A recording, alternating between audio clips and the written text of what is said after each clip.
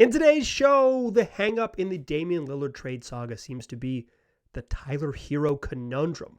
What do the Blazers do with an opportunity or a problem like Tyler Herro? Welcome, Locked On Blazers. Let's get into it. You are Locked On Trailblazers, your daily Portland Trailblazers podcast. Part of the Locked On Podcast Network, your team every day.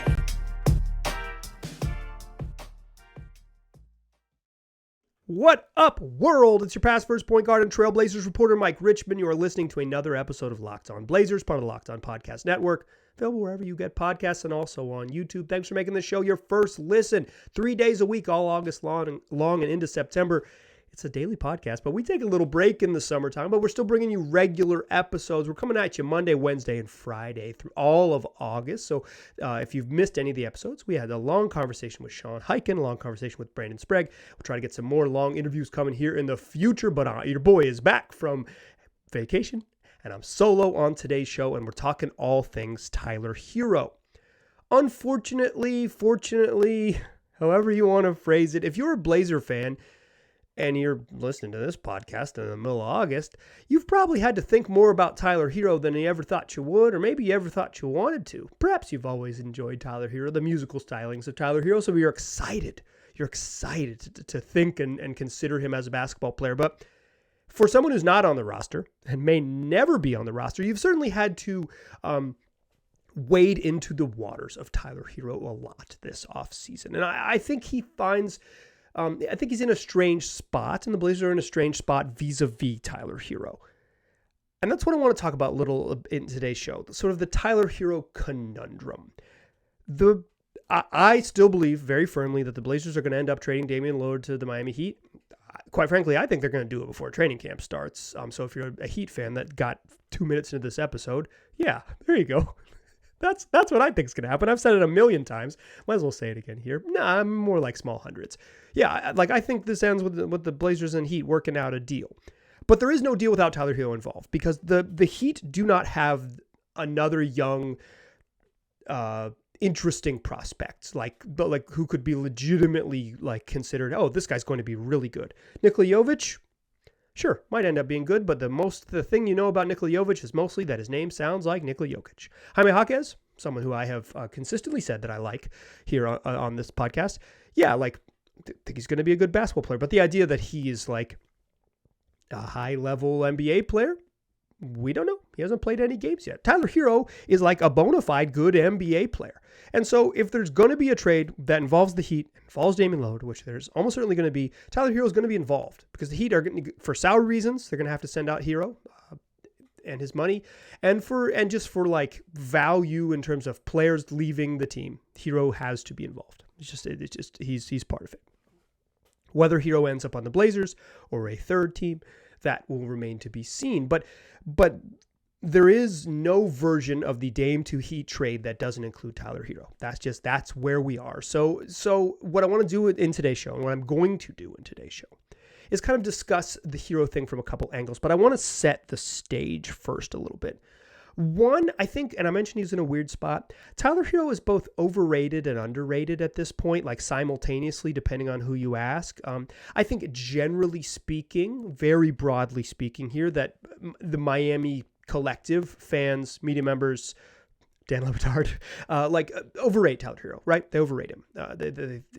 He's going to be, in fact, Locked On Heat, friend of the podcast, David Ramil, who's been on the show a couple times, and him and Wes do a really good job over on Locked On Heat. David Ramil said that Tyler Herro is going to be a multi-time All-Star in a crossover episode we did.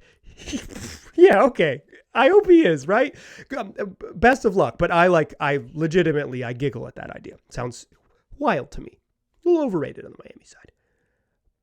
But he's pretty underrated from the Blazers side. You hear Blazer fans think that Tyler Herro stinks. He's the worst player on earth. He's super garbage. He's legitimately bad. It's not everyone thinks this. I'm talking very broadly speaking. I think these are the two sort of loudest parts of the spectrum. So I think broadly speaking, and I'll say that again, broadly speaking, it is the Blazers, the Blazers and Heat sides have kind of overrated and underrated Herro simultaneously, where his actual value is like just totally clouded. The real truth of it is that he's good. Like, he's a good basketball player. He averaged 25.4 rebounds and 4.2 assists, 25 and 4 or 25 and a half and 4 if you want to round up a little bit. Like, at 23, he averaged 25 and 4 at 22. He doesn't turn 24 until January. He's had some struggles in the playoffs after a super hot bubble run. And I think one of the real issues, and shout out to my friend Chuck, friend of the podcast, who I was discussing this with, one of the real issues with the sort of like recent value of Tyler Herro is that when he got hurt in the playoffs, the Heat didn't seem to miss him. And that hurts your value. That hurts just like natural perception. I think from fans, probably more than basketball teams. Teams are doing data a little bit differently, but certainly there is a recency bias that's like, I don't know, with Max Strus and Gabe Vincent, the Heat were like a team that made the NBA Finals. How good is Tyler Herro? How much would he have changed things? For my money, not very much until they got to the Finals when they desperately needed someone who could score, and they really could have used Tyler Herro in the Finals. Too bad his wrist wasn't ready to go, because would have made for probably more competitive, although the Nuggets were really good. They probably would have rolled him anyways. But like, the truth of it is that Tyler Herro's good. There's some recency bias here, and there's some polar opposites on either side, but the truth is he's good. And then the sort of more pressing truth is he doesn't really fit on the Blazers. He just doesn't fit. This is a oops all guards roster that just keeps leaning into oops all guards, and trading Damian Lillard for another guard and leaning into the oops all guards world even more aggressively seems wild. The roster, like as it stands right now, doesn't make sense when you bring back Damian Lillard, one of the best players in the history of his position. Like, it would be the backcourt would be crowded and weird and wouldn't make sense. You just do that with a worse player in Tyler Herro, and I don't think it's controversial to say that Damian Lillard is significantly better than Tyler Herro. Like, it just wouldn't make sense. It wouldn't make sense. It wouldn't be what you're trying to do is a little bit different if you have Tyler Herro, and more on that later in the show. But like, Tyler Herro's value specific to the current state of the Blazers is not as high. His production as a basketball player probably outweighs his overall trade value, and his production as a basketball player significantly outweighs his trade value to the Portland Trail Blazers. They're a weird match. Herro, Dame, the Blazers, this trade, they're a weird match. If it was a cleaner match, this thing would have been done in July. Or if Herro had more sort of general trade value, this thing might have already been done as well. And I think when I say that, Blazer fans can relate. If you thought the Blazers were going to trade, if you've been screaming for the Blazers to just trade Anthony Simons for a star forward out there, it's like, I don't think that trade's available. And Tyler Herro and Anthony Simons are very similar basketball players. And that's what I want to talk about in the second segment. A listener, actually multiple listeners, have made the case to me, Blazer fans, that Tyler Herro is better than Anthony Simons, and maybe they should just prefer Herro over Ant. That is a novel idea, and I don't think something that's been openly considered in, at least on this podcast. It might be considered other places. I haven't listened to every podcast in the world, I'll admit it. So I won't claim anything. I'll just claim on the show. We haven't really talked about it. Let's discuss that. Should the Blazers prioritize in a deal with Miami keeping Tyler Herro over Anthony Simons? Let's talk about that in the second segment. First, I want to tell you about the shorts I'm wearing right now. They're bird dogs, and they're darn comfortable. I'm wearing the Billy Budd line. They're blue. They're super comfy. They got a liner inside, so they got to hug your thighs. And they're not super big and boxy. Like if you're rocking the 2002 rap music video, like cargo shorts, they're just like giant boxy pants that come around your legs and kind of make you look like you're weird shaped, like you're wearing a parachute. You got a t-shirt on and parachute below. That's an odd look. Bird dogs, they don't have an odd look. They fit your legs well. They give you kind of that sculpted look coming down your legs. So you got the gams out. I'm rocking 5.5 inch inseams. I got the gams out. It's summer. I'm looking great. I've got, skies out, thighs out here in Portland during the 2.5 months when it's sunny. I'm taking advantage of those 2.5 months. I'm loving it. But not only are they comfortable, They're also versatile. Like I can work out in them, or I can just wear them to like look like I'm wearing nice pants. They're comfy. They make you look great. And guess what? Right now, you can go to birddogs.com/LockedOnNBA or enter the promo code LockedOnNBA for a free white tech hat. That's birddogs.com/LockedOnNBA or the promo code LockedOnNBA for a free white tech hat. You won't want to take your bird dogs off. I promise you. All right. Let's talk Tyler Herro. Let's talk Anthony Simons, and let's talk some ideas pitched by listener Casey and listener Dr. J. Both Casey and Dr. J had similar ideas. Casey asked, this is a mini mailbag situation. Casey asked, would you consider it a possible better path forward for the Blazers to bring in Tyler Herro as part of the assumed Dame to Miami trade and move on from Anthony Simons? And Dr. J asks, forgetting the contract, because honestly it doesn't matter that much once Dame is off the books, who is a better fit with Scoot or Sharp, Anthony Simons or Tyler Herro? So I think I guess I should put my cards on the table. I think Anthony Simons is better than Tyler Herro. I think he's a little better because I think he can create a shot a little bit better. I think if he was given more playmaking opportunity, he has a little bit more in him. He's not a natural playmaker by any means, but when he's only a two guard, it even exacerbates his enthusiasm to shoot the ball. I think Herro is a really good sort of off-ball-y scorer and can attack, and he can get to the free throw line. He's been really good in big games, at least in Disney. But like for me, I think every time it's a little more on-ball creation juice, and I think he's a little better player. He's also a little smaller, has not been nearly as good of a rebounder, and just in sort of terms of overall production, Tyler Herro has been consistently average more assists. Opportunity, role, situation, all that stuff matters. But I think Anthony Simons is a little better. I do. I hold the belief that Anthony Simons is a little better.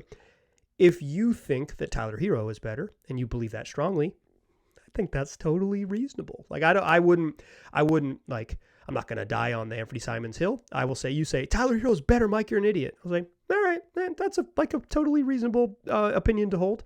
I'm not a big screamer. This is kind of a sports yelling show, but mostly I'm not a big screamer. So I think they're very similar players. Tyler Herro is a little bigger, and I think there's some value there. And he's paid a little bit more money. But in the grand scheme of what the Blazers are going to look like, assuming a Damian Lillard trade, the money doesn't really make any difference. So what Casey and Dr. J are asking, and I'll take these questions separately, is kind of like, why not just prioritize Herro? A little bit bigger, maybe a little bit better? Why not just prioritize Herro? And to that I say, yeah, that's fine. I think that's like a fine opinion to hold, but it doesn't actually solve the problem. Because the problem for the Blazers is that they're going to end up with too many guards. Oops, all guards, right? They're going to end up with too many guards. So just sub out find a third team for Tyler Herro and start saying, find a third team for Anthony Simons. Well, I think the Blazers pretty clearly have shopped Simons this summer and haven't found exactly that magical trade for him. If you believe that they were ever at any point trying to build a competitive team around Dame, you better believe that they made calls to trade Simons and kind of didn't get back the value that they thought they would. There's been some mixed reporting whether they truly offered 3 in Simons for Mikal Bridges. If they did and the Nets didn't take that, it is wild. It remains wild to me.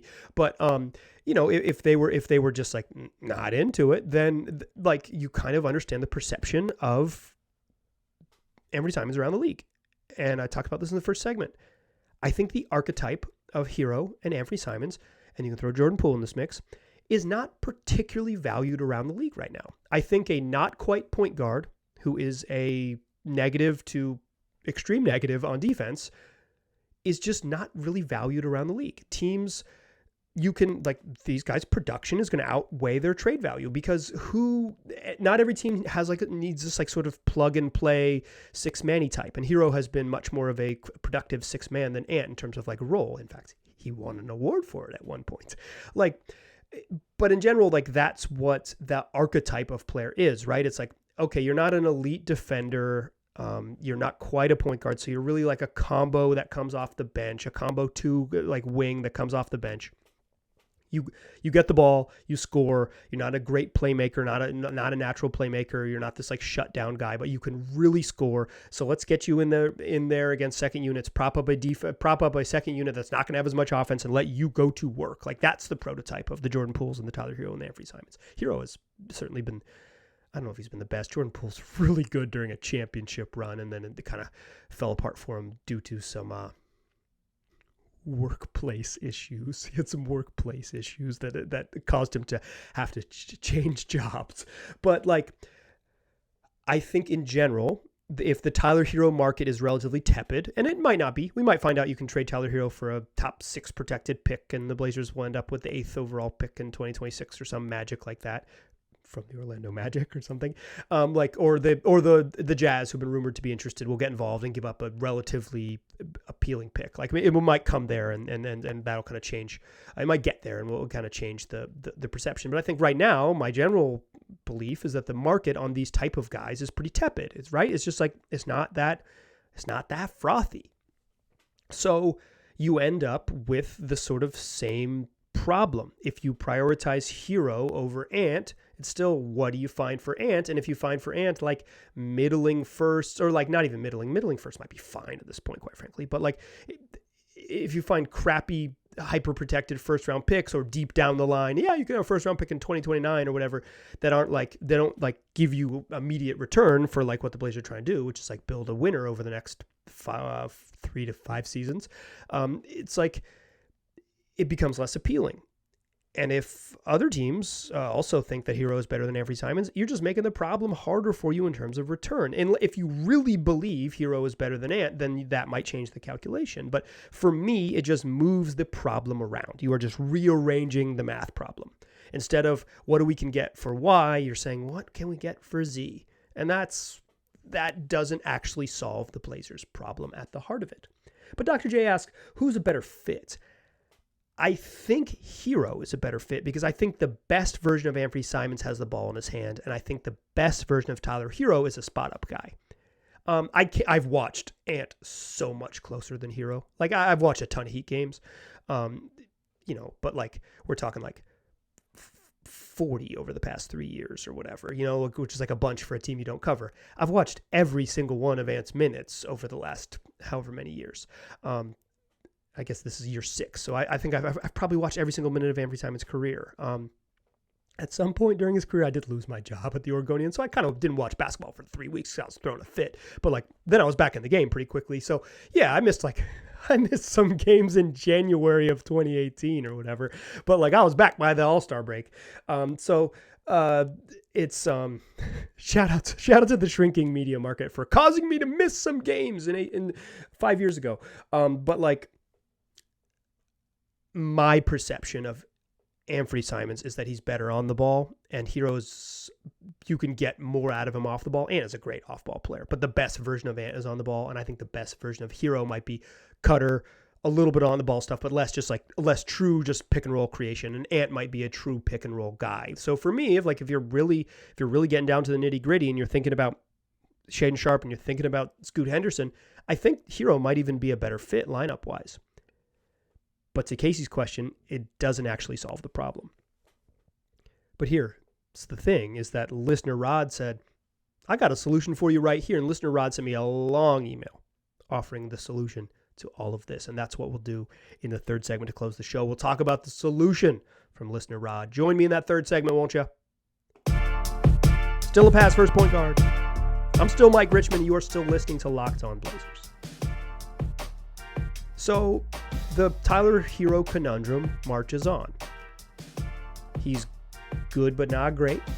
His production outweighs his trade value. And if you say, okay, Herro over Ant, you don't actually solve the Blazers' problem. So Rod says, I got your solution. Listener Rod sent me an email, a long email that I am super paraphrasing here. I'm paraphrasing down to 3 words. Keep them all. Keep them all. Rod's suggestion is that you keep in the hypothetical Damian Lillard trade. You say, Tyler Herro's good. The point of a rebuild is to have good young players under contract for multiple seasons that are either playable and like part of your plan or can be traded down the line and that you're not losing team control of. But Tyler Herro fits that. beginning of 4-year contract. Good basketball player. Doesn't turn 24 until January. Good young player, under contract for multiple seasons, kind of fits the bill of what you'd want in a rebuild, right? So keep him. Anthony Simons, good young player, 3 years remaining on his contract. Doesn't turn 25 until next spring. Keep him. Scoot Henderson, he's 19. Keep him. Obviously, he's like entering his rookie contract. You have team control of him for 9 years if you want. Shaedon Sharpe, year 2, 20 years old. Keep him. And Rod's solution is to say, okay, this doesn't fit perfectly, but this team isn't trying to be good. What they're trying to do is figure out what works, and why force it in this market if the trade value for Anthony Simons or the trade value for Tyler Herro is low. Just smoke what you got. If this is the best player you can get in a trade, if this is the best player you can get in a Damian Lillard deal, and it seems like it probably is, I think the market is the market. Certainly there's people who are out there screaming like, hold on and the market will get better. And I think there might be some virtue in that patience, but I don't necessarily buy that. And if you listen this far in the show and you've been screaming it the whole time, I don't buy it. I don't think the Blazers have to capitulate and take a bad Heat offer, but I think they'll probably have to take some version of the Heat offer at some point, and so then you end up with the solution that Rod offers here. Keep them all. Keep them all. Rod even went as far in this email to pencil out the potential minutes allocation, including playing some Shaedon Sharpe at small forward, which I think he will have to play some minutes there in order to get time as it is. Play Scoot 30 minutes, play Anthony Simons 30 minutes. Simons plays some backup one when Scoot sits.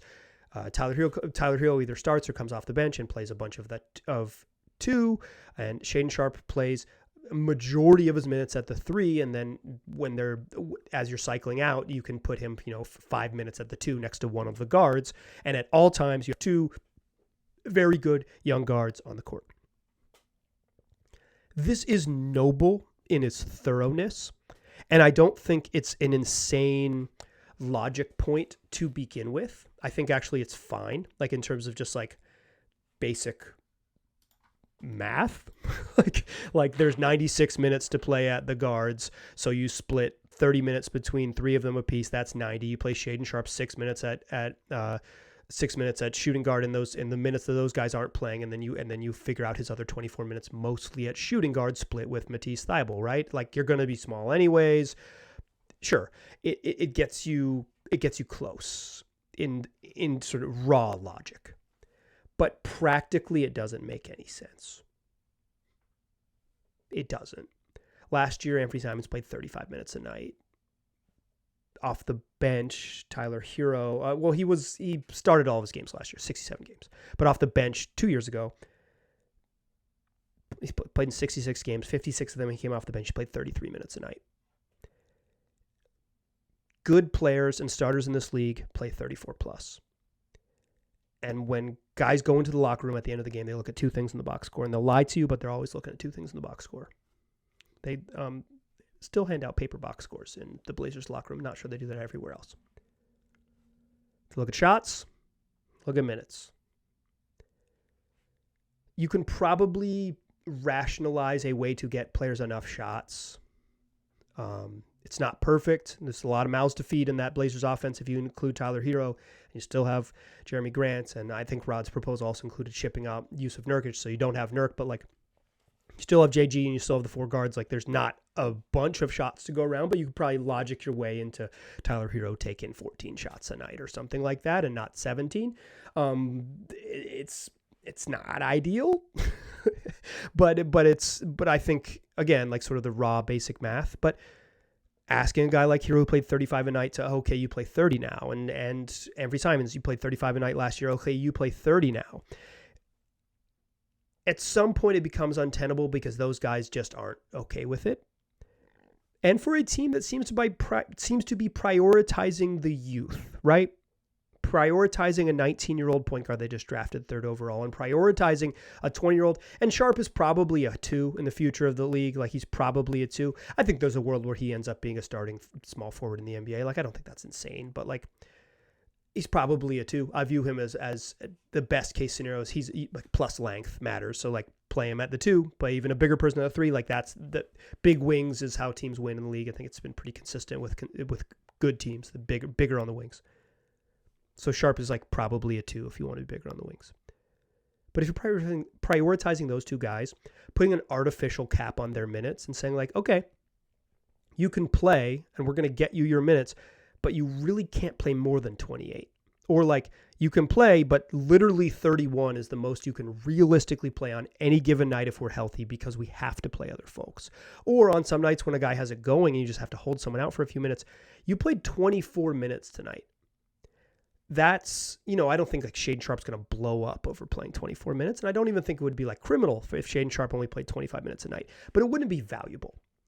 The future of the Blazers is data collection, right? This year is data collection. You could argue that this is Rod probably argues, right? This in his email, right? It's like the data collection is finding out how Tyler Herro fits and how Anthony Simons fits and who's good and who can play and who helps and what combinations fits together. And then you revisit the trade market down the line. And certainly I think there's some noble logic to it. But in terms of a viable solution that could last for 60 games or whatever and get you to the trade deadline, it seems to be cutting off your nose to spite your face and saying like, okay, well, we can't get a good value for this trade, so we're going to not tank a year of development, but certainly reduce the amount of good data we get on how do the Scoot and Sharp pairing fit together. How does Anthony Simons fit playing next to Scoot? Can you play Shaedon Sharp at small forward? Okay, you can't. Well, if he can only play minutes there and you find out he can't really do that, okay, well, you're going to be overmatched a bunch. We're going to throw you out there in bad, just like situations where you're going to have struggle every night. It doesn't matter that they lose. Like, I don't think the win-loss record matters at all. It's just like, are you doing right by how you want the future of the franchise to go? And is there value in saying, okay, the trade market is what it is. We're kind of going to punt on it for 4.5 months and get to February and revisit this after like a clunky October, November, December run, and revisit this in January and February and in the 6 weeks leading up to the trade deadline and find a home for Ant and find a home for Tyler Herro. Does that really knock up their trade value a whole bunch? If there's a cap on their minutes or if teams know that you're desperate to trade them because you're too clunky and oops, all guardsy. I don't know. To me, it's not an actual solution from Rod. It is a noble and logical idea on its face, but to me, it runs into too many problems. Similar to the, okay, prioritize Herro over Ant problem. And to me, this herein lies the conundrum, and herein lies why we're stuck. The Blazers probably would like to, if they could, trade Damian Lillard to Miami for the best version of the Miami deal. But the best version of the Miami deal, which is like pick swaps and all that stuff, right? Like I kind of think the Blazers would I don't know if they want to, that's probably it, but they would be willing to eventually talk about it, although there's a lot of reporting that the Blazers are not willing to talk about it. I don't know. I sort of halfway believe that. I believe that they have no urgency to talk about it in August. I'll put it like that. But the problem is that even the best version of the Miami deal has to involve sending Tyler Herro or, as Casey and Dr. J offered in the second segment, sending Anthony Simons to a third team. And what that third team is willing to offer complicates things.